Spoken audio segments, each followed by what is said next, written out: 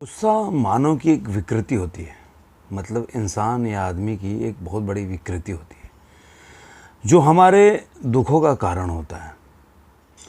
हर इंसान चाहता है कि गुस्सा आए तो गुस्सा नहीं आना चाहिए, क्योंकि गुस्से में वो शब्द निकल जाते हैं जो आदमी को बाद में पछतावा महसूस होता है उसको बोलने के बाद।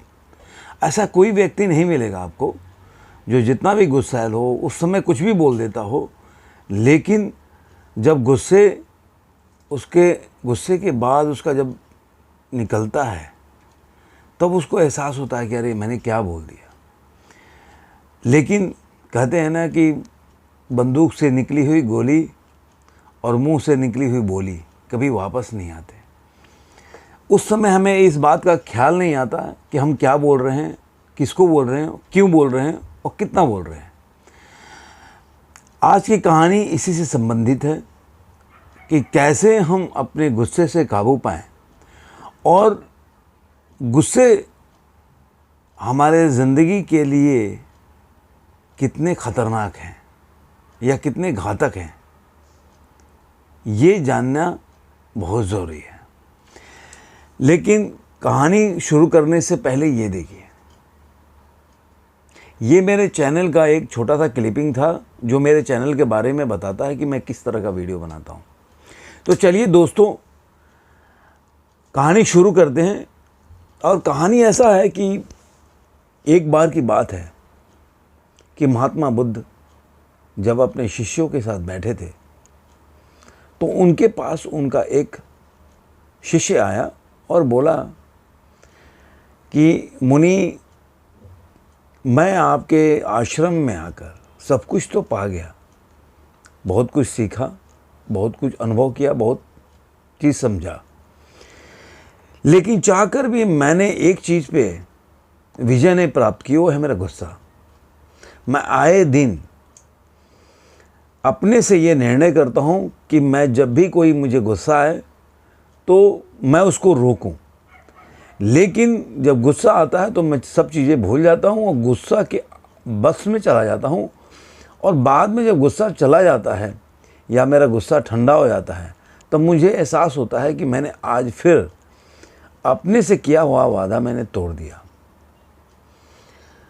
तो महात्मा बुद्ध ने बोला, देखो इसका उपाय तो है, लेकिन चूँकि तुम इस आश्रम में काफ़ी दिन से रह रहे हो और उसके बावजूद भी तुम इस पे कंट्रोल नहीं कर पाए, या यूँ कहे कि तुम इस पे विजय नहीं प्राप्त कर पाए, तो मैं तुमको एक कहानी सुनाता हूँ छोटा सा।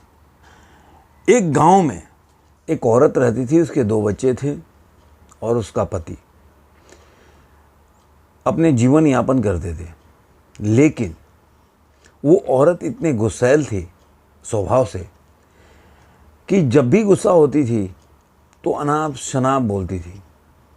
जैसा कि मैंने पहले भी बोला कि हर गुस्सैल आदमी ऐसा नहीं होता कि वो गुस्सा ठंडा होने के बाद उसको अपनी गलती का या अपने जो भाव था या उसने गुस्से के आवेश में आकर जो बोला या कहा उसको एहसास नहीं होता। एहसास भी हो जाता है ना तो अहंकार वश कि मैं गलत अपने को कैसे साबित करूं दूसरों की नज़र में, वो इसको स्वीकार नहीं करता। गुस्सा का एक बहुत बड़ा कारण ये भी है कि हम स्वीकार नहीं करते कि हमें गुस्सा आता है।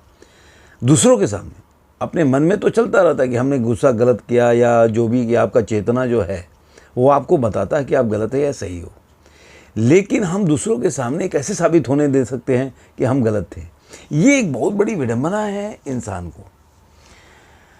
तो उस औरत को भी एहसास होता था, लेकिन वो किसी को जाहिर नहीं करती थी और आदतन उसके घर में इस वजह से काफ़ी कलेश रहता था। हमेशा झगड़ा लड़ाई घर में चलता रहता था, चाहे वो पति हो चाहे बच्चे हो। औरत भी जानती थी उसका कारण वही है, लेकिन ना वो अपने गुस्से पे कंट्रोल कर पाती थी और ना वो इस बात को मानने को तैयार होती दूसरों के सामने कि गलती उसकी थी।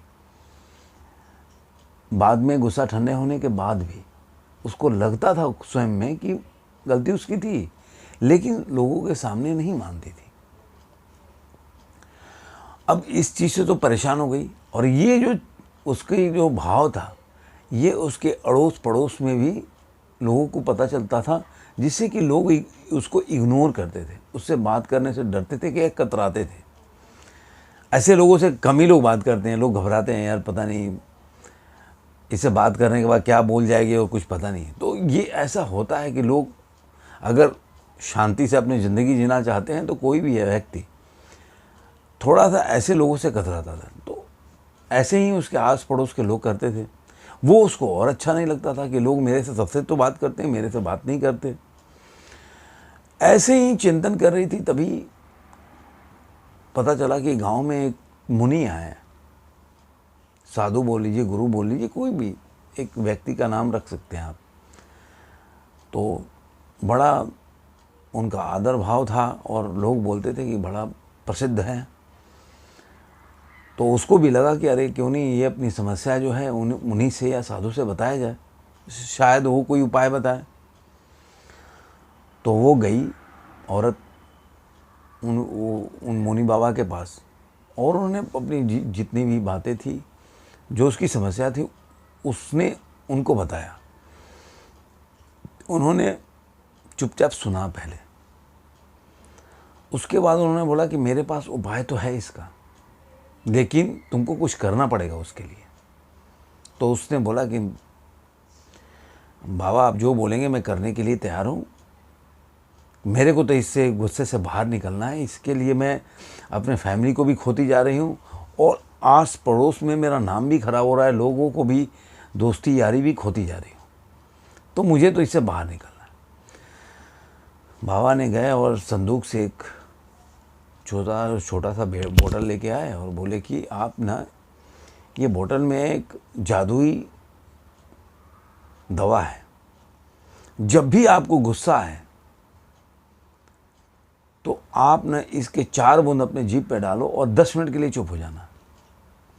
10 मिनट पहले आप मुंह मत खोलना, नहीं तो उससे क्या होगा, इसका पावर जो है दवाई का ख़त्म हो जाएगा। ये शर्त है उसका, ये रूल है उसका। औरत ने बोला नहीं ठीक है मैं बाबा करूँगी। उसने वो दवाई की बोतल ली और घर आ गई। अब जब भी उसको गुस्सा आए तो फटाक से वो 4 बूंद डालती थी और मुंह बंद कर लेती थी 10 मिनट। ऐसा करते करते महीनों बीत गया, 2 महीने बीत गए। धीरे धीरे उसका गुस्सा जो है कंट्रोल होने लगा। जब गुस्सा काफ़ी उसको लगा कि 5-6 महीने के बाद कि कंट्रोल हो गया, तो वो उस मुनि बाबा के पास पहुंची, बहुत खुश हो गया, उनके पैरों में गिर पड़ी और बोली कि आज तक ज़िंदगी में मैंने बहुत प्रयास किए अपने गुस्से पे कंट्रोल करने के लिए, लेकिन अब मैं असफल रही। आज मुझे ये जानकर खुशी हो रही है कि मैं काफ़ी हद तक अपने गुस्से से बाहर निकल चुकी हूँ आपके इस दवाई की वजह से। आपका दवाई में जादुई ताकत है।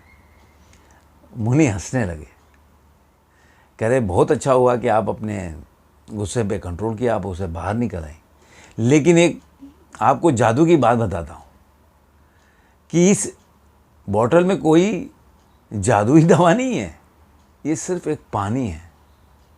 मैंने तो केवल इसलिए बोला था कि आप मुंह बंद कर रखें, जब भी इंसान को गुस्सा आए तो मुंह बंद करिए। इस कहानी से हमें ये सबक मिलता है कि जब भी आपको लगे किसी तरह का आवेश हो, गुस्सा ही नहीं, ऐसा कोई भी आवेश आए जिसमें आप बेचैन होने लगे हैं, चाहे डिसीजन मेकिंग हो आपके लाइफ का या किसी तरह का भी। जैसे हम कई बार क्या होता है कि बहुत व्यग्र हो जाते हैं डिसीजन लेने में। आदमी का रिएक्शन आए नहीं कि रिएक्शन देने के लिए हम व्यग्र हो जाते हैं, ये भी एक स्थिति होती है, मानसिक स्थिति। हमको ऐसे चीज़ों में मुंह को नहीं, अपने आप को भी शांत करके बैठना। 10 मिनट 20 मिनट आप बैठिए, मुंह बंद करने से आपकी लड़ाई तो बंद हो जाएगी ज़रूर। आप जब भी, ये रामबाण दवाई है कि आपको किसी पे गुस्सा आए और आप 10 मिनट के लिए चुप हो जाइए, आपका धीरे धीरे जो रक्त का दबाव है वो आपका कम होने लगेगा और गुस्सा आपके निकल जाएगा।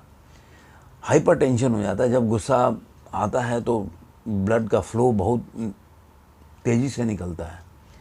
तो आपको उसको शांत करने के लिए आप चुपचाप 10 मिनट चुप हो जाएंगे, तो 10 मिनट में वो शांत हो जाएगा। ये एक, हम ऐसा नहीं कि हर व्यक्ति नहीं जानता है, अमल नहीं करता है। कई चीज़ें ज़िंदगी में हम जानते हैं लेकिन अमल नहीं करते हैं। ज़िंदगी में अमल करना जरूरी है, जानने से ज़्यादा है कि अमल करिए।